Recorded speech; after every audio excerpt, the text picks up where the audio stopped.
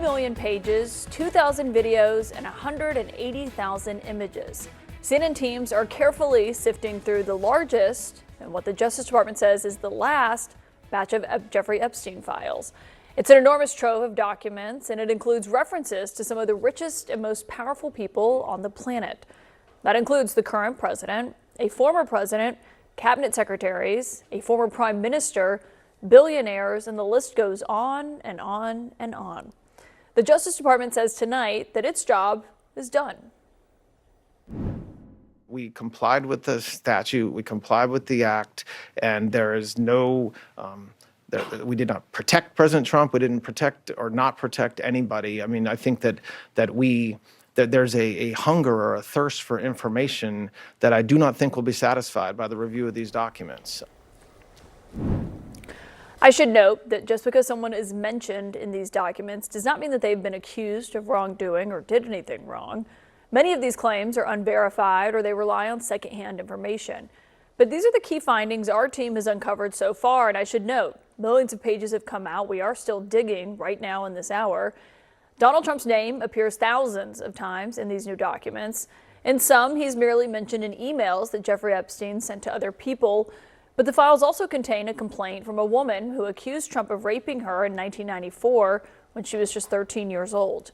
According to the FBI document, this accuser, who is identified as Jane Doe, said that Jeffrey Epstein was, quote, angry that Trump was the one to take her virginity and that she was also raped by Jeffrey Epstein. This woman had previously launched lawsuits against Trump and dropped them. The last one happened right before the 2016 election. The president has previously denied these allegations. Also included in today's release was a list of sexual assault allegations related to the president compiled by the FBI in August, many of which appear to have come from unverified tips. We don't know why tonight the FBI made this list, and there are more than a dozen allegations that are included in it. But recall what the president has previously said about these documents, about the Jeffrey Epstein files. He said that they are a hoax and that the release of them could ruin people's reputations.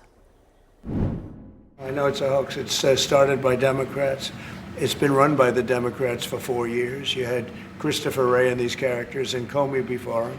I would say that, these files were made up by Comey. They were made up by Obama. They were made up by the Biden, we went through years of that with the Russia hoax, with all of the different things that we had to go through. We've gone through years of it. Just to be clear, Christopher Wray was the president's pick for FBI director that he put into that job. This also comes as we're learning for the first time about Jeffrey Epstein's contact with Elon Musk. You may remember Elon Musk dropped what he described as a really big bomb last year. He said Trump was in the Epstein files, and that was the real reason that they had not been made public. Well, it turns out, based on what we saw today, Musk is also in the Epstein files. Emails show that he tried coordinating multiple visits to Jeffrey Epstein's private island. In one from 2013, Elon Musk asked Jeffrey Epstein, when should we head to your island?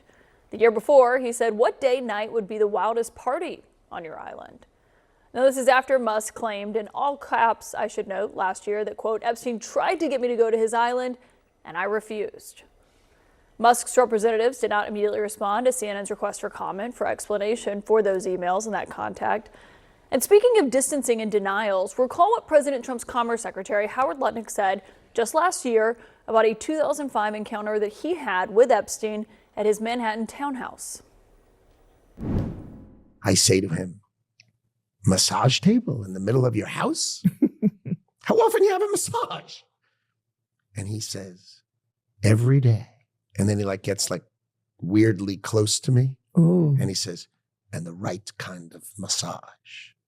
And in the 6 or 8 steps it takes to get from his house to my house, my wife and I decided that I will never be in the room with that disgusting person ever again.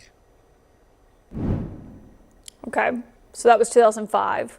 The files released today showed that Howard Lutnick tried to meet or call with Epstein several times after 2005, much longer after.